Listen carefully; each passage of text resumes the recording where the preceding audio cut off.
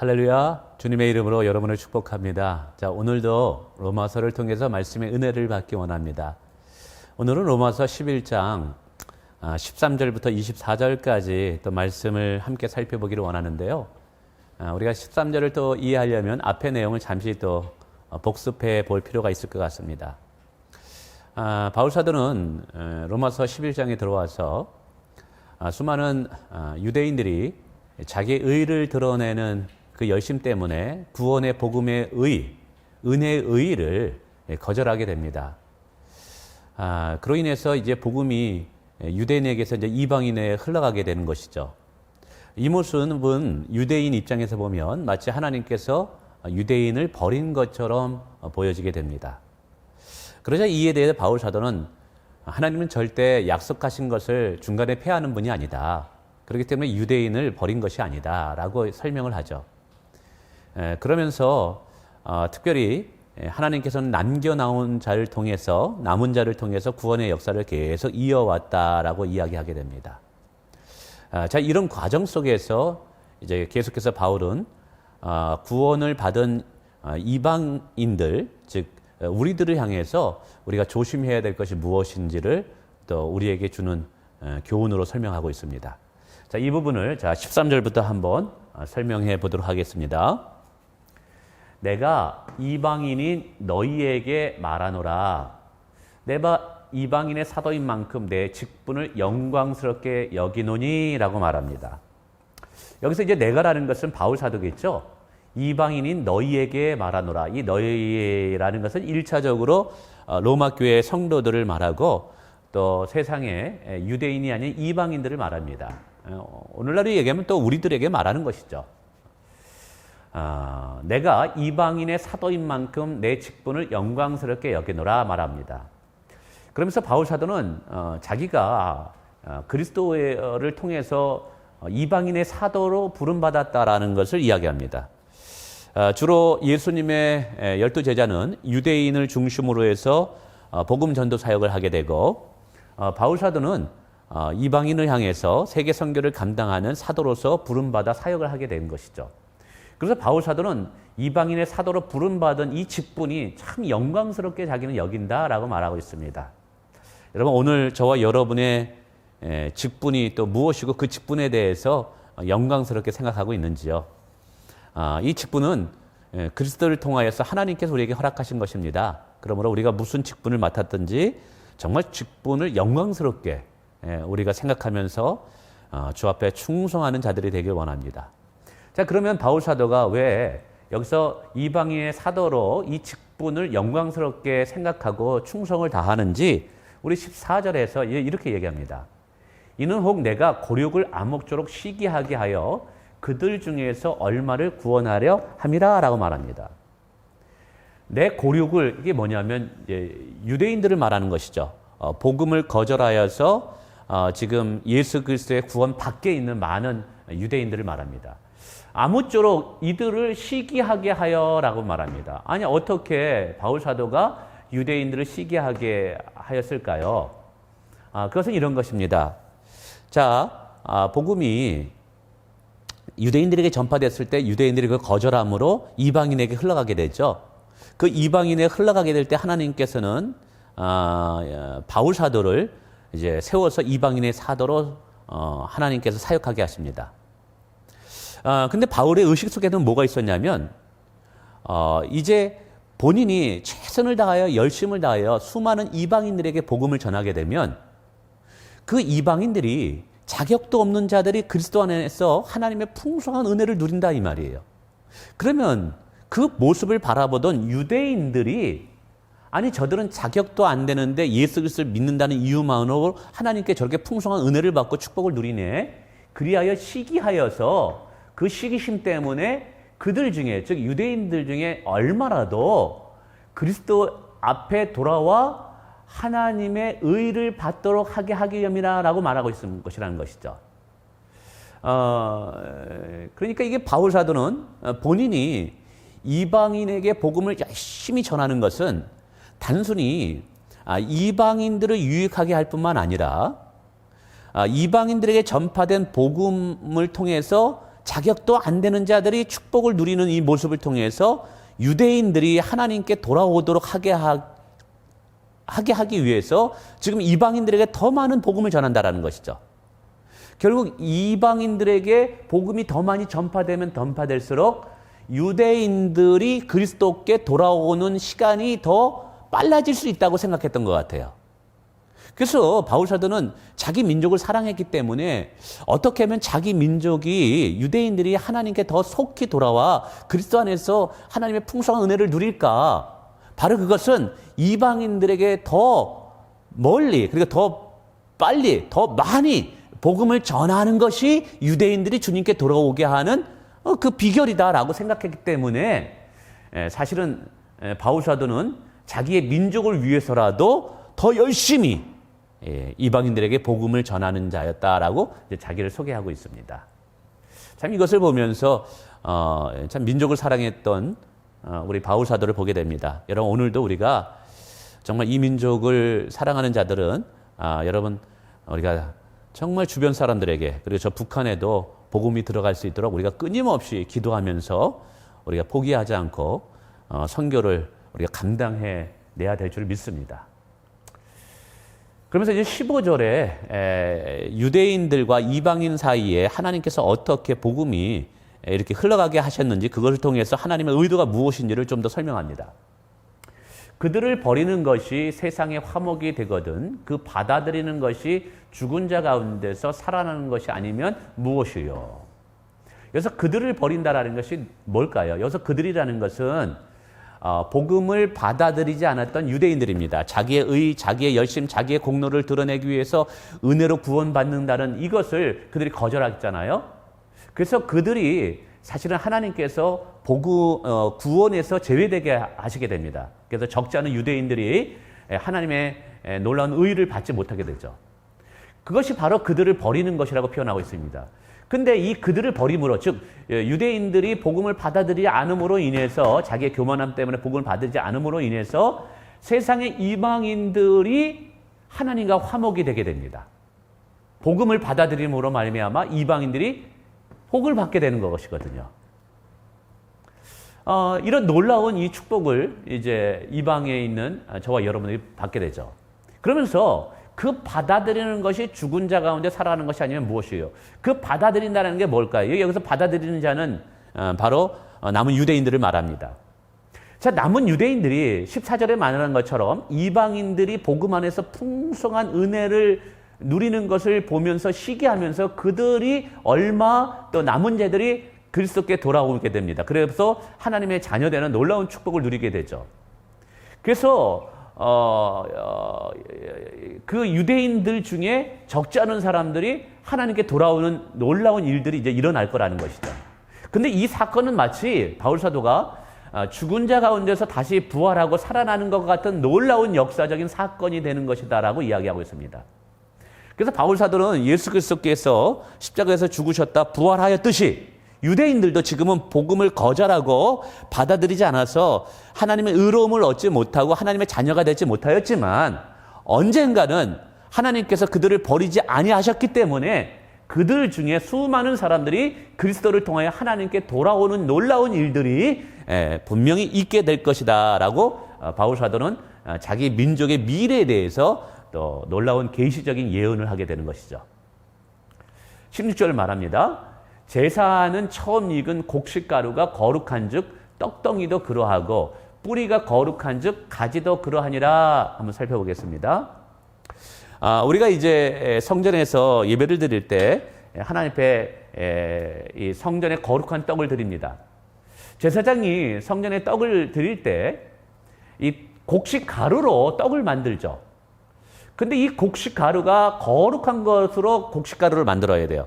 깨끗한 것. 그러면 이 첫 번째 드려진 추수한 이 곡식가루로 떡덩이를 만드니까 당연히 이 떡덩어리 거룩하게 되는 것이죠. 그럼 이 곡식가루가 누구를 말할까요? 이것은 하나님께서 이스라엘의 언약의 선조들과 맺었던 그 사건들의 그 주인공, 즉 아브라함, 이삭, 야곱, 다윗들을 말합니다. 언약의 조상들을 말합니다. 하나님께서는 그 언약의 조상들을 거룩하기 때문에 그의 후손들도 계속해서 거룩한 떡덩이 유다 민족이죠. 아브라함의 후예들이니까 여전히 그들 가운데 하나님께서 거룩한 백성들을 남겨놓으셨다라고 말합니다. 뒤에서도 마찬가지입니다. 뿌리가 거룩한 즉 가지도 그러하니라. 여기서 뿌리가 누굴까요? 바로 이스라엘 언약에 맺은, 하나님과 언약을 맺은 언약의 조상들을 말하는 것입니다. 아브라함, 이삭, 야곱, 다윗이라든지 노아라든지. 자, 이 뿌리가 거룩하기 때문에 하나님께서는 이 뿌리채 사실 뽑아내지는 않으셨어요. 그래서 이 뿌리를 통해서 나는 가지도 당연히 하나님께서는 거룩하게 하나님께서 만드신다는 것이죠. 그래서 지금은 수많은 이스라엘 백성들이 복음을 받아들이지 않아서 하나님께 버림받은 것 같지만 하나님께서 이 뿌리를 그대로 남겨놓으셨기 때문에 언젠가는 이스라엘의 많은 민족들이 그리스도를 통하여 하나님께 돌아오는 날이 있을 것을 이제 바울이 또 여기서도 이야기하는 것입니다. 그래서 하나님께서는 사실은 이스라엘 민족들을, 유다 민족을 아직은 버리지 아니하셨다라고 이야기하는 것이죠. 17절입니다. 또한 가지가 얼마가 꺾였는데 돌감람나무인 내가 그들 중에 접붙임이 되어 참 감람은 뿌리의 진액을 함께 받는 자가 되었느니라. 여기서 참 중요한 두 가지의 나무가 나옵니다. 돌감람나무와 참 감람나무가 나옵니다. 우리가 이 비유를 이해하기 위해서는요, 접붙임의 비유를 이해하기 위해서는 이스라엘의 이 과수나무를 접붙이는 농경 사회 문화를 좀 이해할 필요가 있을 것 같습니다. 이 참 감람나무는 농부가 정성스럽게 과수원에서 재배하는 나무입니다. 그리고 이 참 감람나무에 나온 열매는 아주 상품성이 있고 좋은 기름을 이 농부에게 제공하게 됩니다. 근데 이 돌감나무는요, 들판에서 그냥 아무렇게나 자라는 나무예요. 그리고 여기에서 난 이 열매들은 상품성이 없어요. 그리고 실제적으로는 좋은 기름도 얻지 못해요. 그래서 이 돌감나무는 그저 땔감으로만 주로 쓰입니다. 그러니까 사실은 버려진 나무죠. 근데 이 돌감나무의 장점이 하나 있대요. 뭐냐면 기근이나 가뭄 그리고 강한 바람에 아주 이 견디는 힘이 강하다고 합니다. 병풍에서도 아주 강하고요. 근데 이 참감나무의 이 가지들은 좋은 열매를 맺지만 이 가뭄이나 기근에 좀 약합니다. 그래서 농부들이 어떻게 하냐면 이 참감람나무의 뿌리는 그대로 내버려 둡니다. 그리고 참감나무에는 가지를 절단합니다. 그리고 거기에다 돌감람나무의 가지를 꺾어가지고 참감람나무에다 접붙임을 놓게 됩니다. 그럼 어떤 일이 일어나게 되느냐? 이 뿌리로부터 진액을 이어받기 때문에 이 돌감나무 가지에서 사실은 참감나무의 산풍성 있는 좋은 열매들을 맺게 돼요. 그리고 여전히 그 가지는 돌감나무의 가지이기 때문에 기근이나 병풍에 강하다라는 사실이죠. 이런 유익함이 있다라는 거예요. 그런데 이 비유를 통해서 바울은 뭘 설명하는지 한번 들어보세요. 가지가 얼마가 꺾여 있었는데 라고 말합니다. 여기서 가지가 꺾인 가지가 이게 뭘 말할까요? 가지가 얼마 꺾인 거예요. 이것은 바로 복음을 받아들이지 않는 유대인들을 말합니다. 자기의 의의를 드러내기 위해서 자기의 열심 때문에 하나님의 은혜의 의의를 거절한 유대인들이죠. 근데 이 가지는 어디에 가지겠어요? 참난나무의 가지인 것이죠. 이 교만함 때문에 사실 하나님 앞에 이 가지가 꺾여지게 됩니다. 그 꺾여진 곳에다가 하나님께서 뭐냐면 아무 쓰잘데기 없고 상품성 가치도 없는 땔감 위에는 쓸모없는 그러한 나무의 가지를 꺾어다가 거기다 접붙입니다. 그러니까 이 돌감나무의 가지는 누구를 말하겠어요? 바로 이방인들인 저와 여러분입니다. 하나님 앞에 언약의 후손도 아니었고 구원받을 자격도 안 되는 자들. 근데 하나님께서는 바로 참감나무의 교만한 자들을 꺾으시고 자격도 안 되는 저와 여러분들을 거기다 접붙이게 되는 것이죠. 그래서 우리가 그 참감나무의 뿌리의 진액을 통해서 영양분을 통해서 오늘 저와 여러분의 돌감나무인 이 가지들이 놀랍게 아름다운 열매를 맺는 인생이 되었다라는 사실이죠. 자, 이것을 통해서 바울은 이게 계속 이야기할 것인데요. 저와 여러분의 사실은 위치와 저와 여러분의 과거를 잊지 말라는 거예요. 우리는 자격도 안 되는 자들이었어요. 땔감으로 쓰임 수밖에 외에는 별 효용 가치가 없는 아무런 가치가 없는 자들이었어요. 하나님께서는 그런 자들을 불러주셔서 좋은 감람나무의 젖붙임으로 말미암아 우리를 통해서 놀라운 영광의 열매들 맺혀진 것이죠. 그러니까 이 돌감나무에 가진 우리가 아무리 좋은 열매를 맺는다 할지라도 그것은 우리로 인해서 우리 때문에 맺어진 열매가 아닌 거예요. 그것은 바로 참감나무의 뿌리를 통해서 우리가 열매를 맺은 것이죠. 그 참감나무의 뿌리의 진액이 뭐겠어요? 결국 예수 그리스도예요. 하나님께서는 아브라함과 이삭과 야곱과 다윗과 맺은 언약이 예수 그리스도 통해서 성취가 되게 됩니다. 그래서 예수 그리스도는 사실은 참감나무 유대인들에게 있어서는 뿌리인 거죠. 그 예수 그리스도 통해서 사실은 우리는 젖붙임을 받은 자예요. 그래서 그 예수 그리스도 통해서 돌감나무인 우리들이 아무런 열매도 맺을 수도 없는, 버림받을 수밖에 없는, 그렇게 땔감밖에 않는 우리들이 놀라운 열매를 맺는 축복의 통로가 된 것이죠. 그러니까 우리가 지금 하나님의 나라를 위하여, 하나님의 영광을 위해서 많은 사역의 열매를 맺었다 할지라도 그것은 우리가 맺은 것이 아닌 거예요. 우리는 자랑할 것이 없다라는 것이죠. 우리가 이것을 깨달아야 돼요. 그래서 우리는 늘 겸손해야 된다라는 거예요. 그러면서 이제 18절에 이야기합니다. 그 가지들을 향하여 자랑하지 말라. 자랑할지라도 내가 뿌리를 보존하는 것이 아니요 뿌리가 너를 보존하는 것이라. 여러분, 그 가지라는 게 뭐냐면 복음을 받아들이지 않았던 유대인들인 것이죠. 자, 이들은 복음을 받아들이지 않음으로 말미암아 참 감람나무 가지에서 절단돼서 버림을 받게 됩니다. 자, 그들을 향해서 이제 우리는 돌감람나무였잖아요. 이제 참감나무의 젖붙임을 받아서 우리가 아름다운 열매들을 맺고 그리스도 안에서 풍성한 은혜들을 누려요. 그래서 우리들이 저 버림받은 유대인들을 향해서 우리가 자랑한다 이 말이에요. 근데 이거 자랑하지 말라라는 거예요. 만약에 자랑하게 되면 예전에 과거의 유대인들이 자기의 교만함으로 자기를 자랑했던 것과 우리가 다를 바가 없다라는 거예요. 자랑할지라도 이 자랑할 만한 열매들, 자랑할 만한 사역의 결과들은 여러분 우리가 만들어낸 것이 아니라 내가 뿌리를 보존하는 것이 아니요 뿌리가 너를 보존하는 것이에요. 이 뿌리로 인해서 우리가 보존되어서 영양분을 공급받아서 우리가 아름다운 열매를 맺게 되었다라는 것이죠. 그래서 우리는 우리의 힘과 우리의 공로, 우리의 능력으로 하나님의 영광스러운 사역에 동참하게 되었고 하나님의 위대한 일을 해가고 있는 게 아니라는 거예요. 이게 뿌리가 너를 보존하니라. 그 뿌리가 누구겠어요? 유대인의 언약의 실체인 예수 그리스도. 그를 통해서 우리가 아름다운 열매를 맺어지기 때문에 우리가 열매를 맺었다 할지라도 우리가 풍성한 축복을 누린다 할지라도 그것을 가지고 지금 유대인들, 버림받은 유대인들, 예수 믿지 않는 유대인들을 향해서 우리는 자랑할 것이 없다라는 거예요. 그래서 바울 사도도 계속 나의 나된 것은 하나님의 은혜다라고 이야기하고 있습니다. 자, 이 부분을 좀 더 한번 바울은 이렇게 설명합니다. 그러면 내 말이 가지들이 꺾인 것은 나로 젖붙임을 받게 하려 함이라? 그러면 내 말이, 여기서 로마 교인들이 이제 바울에게 더 역으로 질문하는 거예요. 가지들이 꺾인 것은, 즉 유대인들이 자신들의 교만함 때문에 참감나무에서 구원해서 이게 떨어져 나갔단 말이에요. 그렇게 한 이유는 무엇 때문이냐? 바로 나로, 즉 유대인 이방인으로 하여금 자격도 안 되는 자로 하여금 젖붙임을 받게 하려 함이라? 이거 이 뜻이냐? 그러니까 바울이 맞아, 그 말이 옳도다라고 말하는 것입니다. 그러나 오늘 저와 여러분이 구원을 받고 하나님의 자녀가 되어서 그리스도 안에 풍성한 은혜를 누리는 것, 그리고 하나님의 사역에 동참함으로 하나님을 영화롭게 하는 많은 사역들의 열매를 맺게 된 것, 여러분 이것도 사실은 우리의 능력 때문에 우리의 어떤 자랑할 만한 우리의 힘으로 되어진 것이 아니라 하나님의 놀라운 구원의 섭리 속에서 이 모든 일들이 일어났기 때문에 사실은 하나님의 은혜임을 우리에게 이제 이야기하는 것입니다.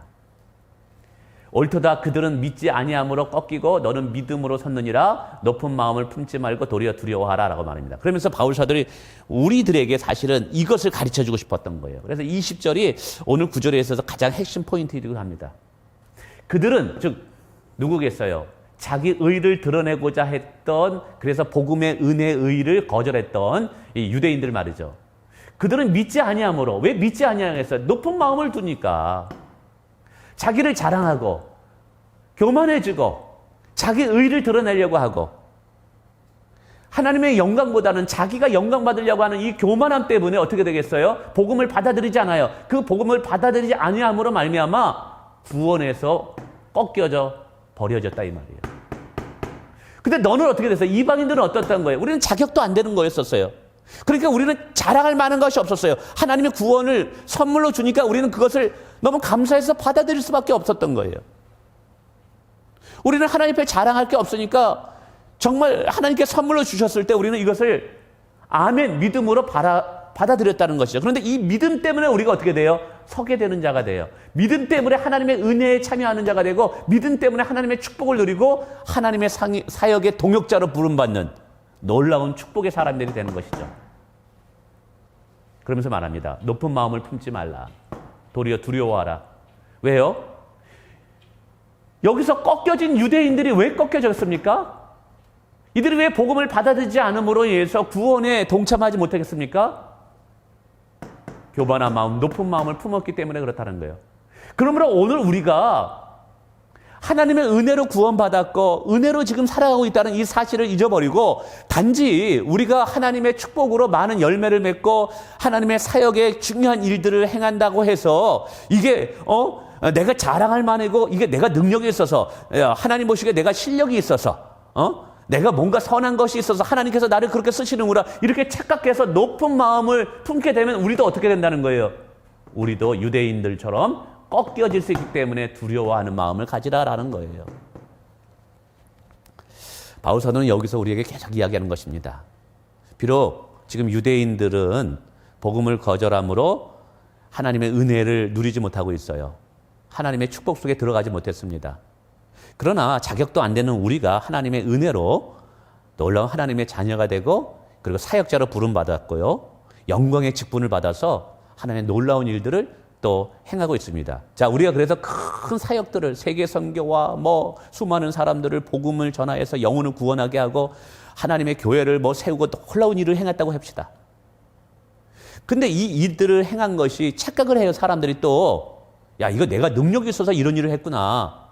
하나님께서 내가 합당하니까 하나님께서 나를 이렇게 사용하시는구나. 자격도 안 되는 나를 하나님의 영광을 드러나고 선포하기 위해서 사용하는 것인데 이거를 착각해가지고 이거 잘못 이해해가지고 내가 대단한 사람인 것처럼 내가 능력 있는 사람처럼 내가 착각해 빠져가지고 내가 교만해지게 된다면 우리는 얼마든지 또 하나님 앞에 과거 유대인들이 범한 어리석은 것처럼 꺾임을 받고 버림받는 이 촛대를 옮겨지는 이런 어리석은 실수를 범할 수 있다는 사실이에요.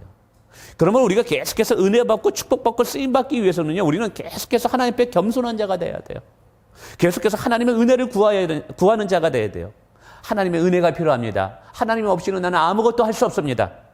하나님 없이는 나는 아무 일도 이룰 수 없습니다. 하나님 오늘도 저에게 힘을 주십시오. 하나님 저에게 오늘 저의 주인이 되어 주십시오.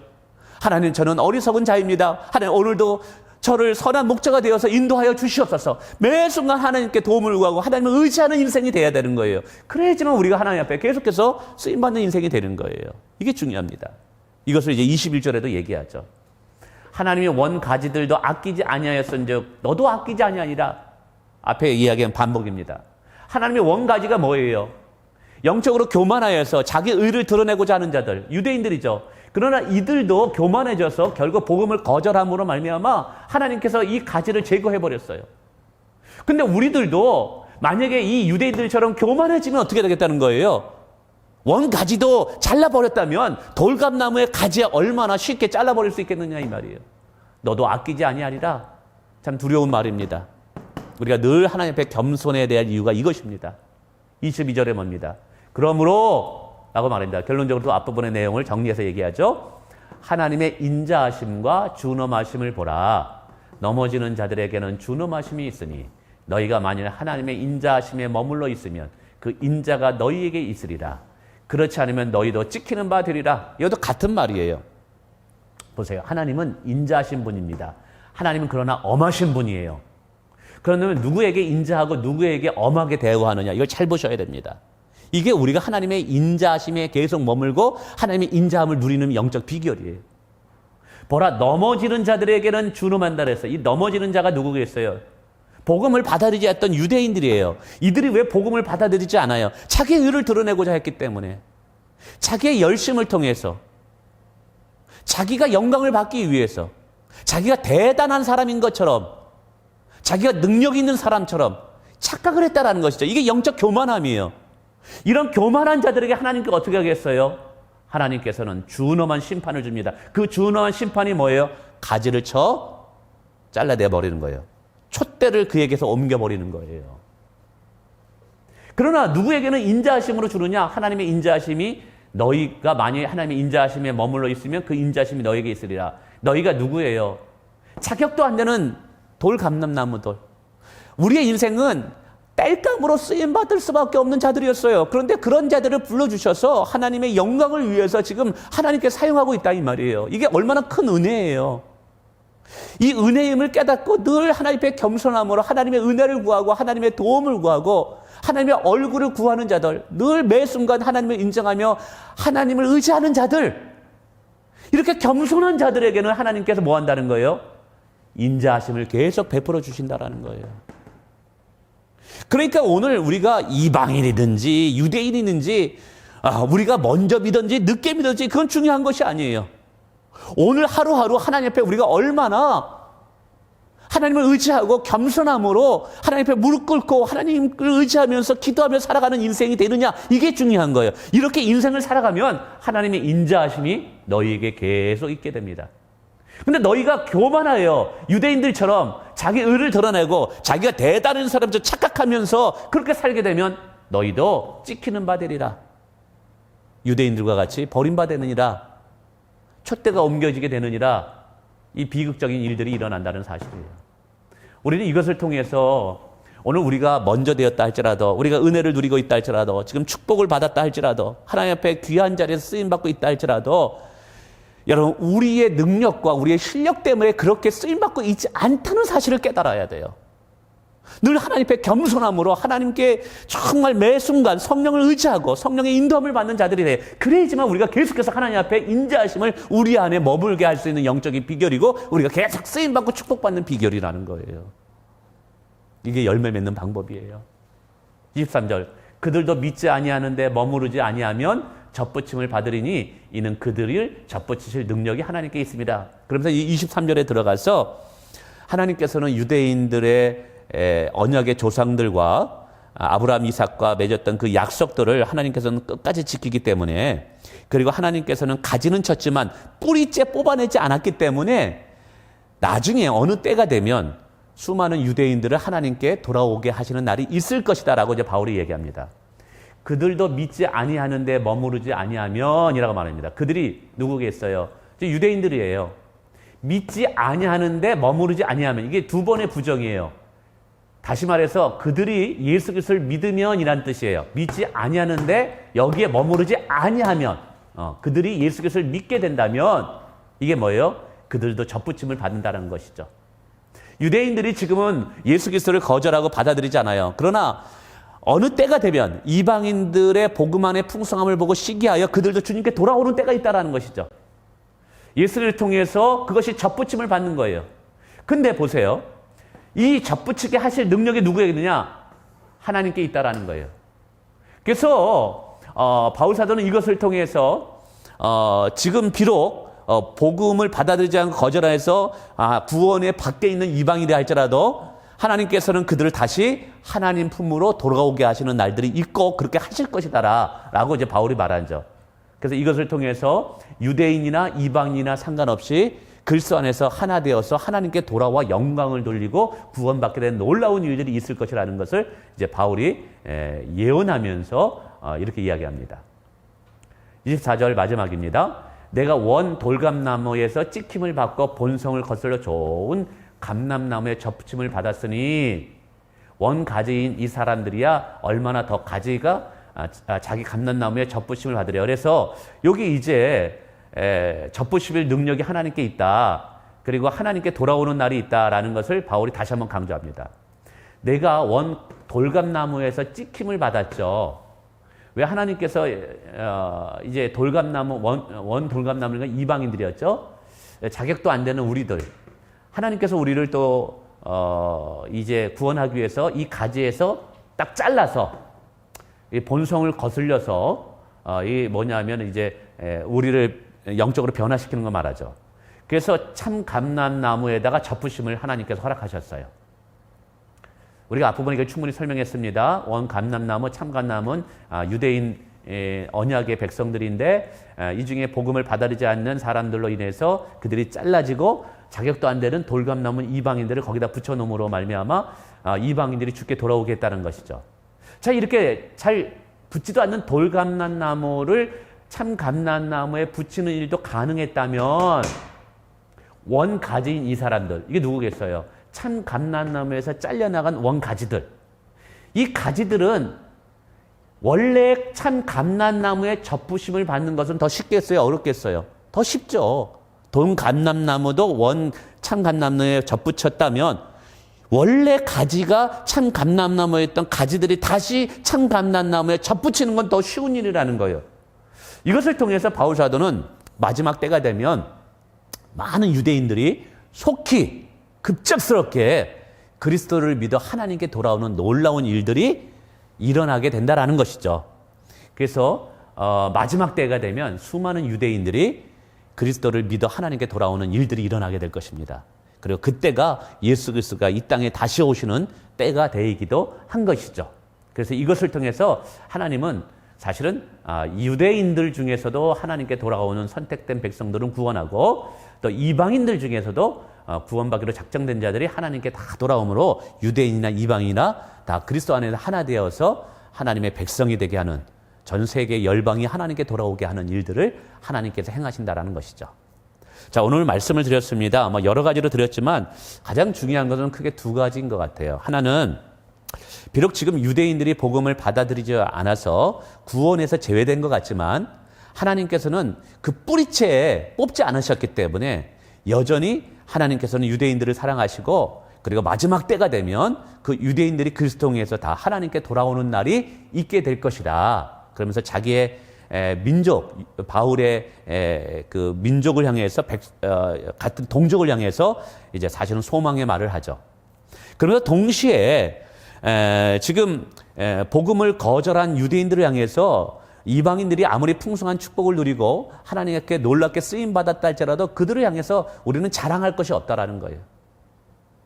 그리고 우리를 향해서 경고의 말을 드려줍니다. 우린 자격도 안 되고 땔감으로 쓰임 받을 수밖에 없는 그런 돌감람나무에 지나지 않는 자들이었는데 그런 우리들을 하나님께서는 정말 참감나무에 접붙임으로 큰 영광을 하나님께서 우리를 통해서 받으신다 이 말이에요. 그리고 우리를 통해서 놀라운 하나님의 일들을 지금 열방 가운데 하고 계시다 이 말이에요. 근데 이 모습을 보면서 이방인들이 자격도 안 되는 이방인들이 과거의 그 은혜를 잊어버리고 야, 우리가 대단해서 능력이 있어서 이 놀라운 일들을 행하는구나. 이게 교만해지지 해서는 안 된다라는 거예요. 내가 대단한 능력이 있고 대단한 실력이 있는 것처럼 이 교만해져서는 안 된다는 거예요. 이렇게 교만해졌다가는 우리도 과거 유대인들이 버림받은 것처럼 촛대가 옮겨지는 불행한 인생이 된다라는 것이죠. 그래서 우리가 계속해서 하나님 앞에 쓰임받고 축복받고 정말 하나님의 영광을 위해서 우리가 주의 일을 행하려면요. 여러분 우리는 끝까지 겸손한 자가 되어서 하나님을 의지하고 무릎 꿇고 하나님께 기도함으로 주의 일을 감당하는 자들이 되어야 되는 것이죠. 그리고 비록 하나님께서 우리를 통해서 큰 일을 행하셨다 할지라도 이것은 우리가 한 것이 아니라 하나님의 은혜로 되어진 것임을 깨닫고 오직 하나님께만 영광 돌리는 그런 모습이 우리 가운데 있어야지만 하나님의 인자하심이 우리 가운데 계속 머물 수 있다는 사실을 기억하시고 우리가 오늘도 겸손함으로 주의 일을 끝까지 감당해내기를 주님의 이름으로 축원을 드립니다. 감사합니다.